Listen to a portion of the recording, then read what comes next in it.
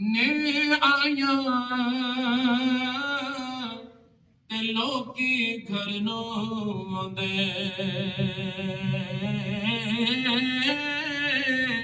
ਉਹ ਨਹੀਂ ਆਉਂਦੇ ਮੁਹੰਮਦ ਬਖਸ਼ਾ,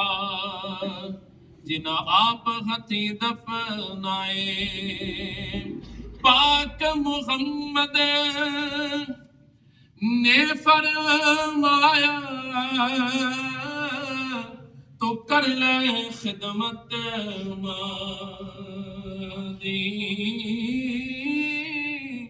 जिसने काबा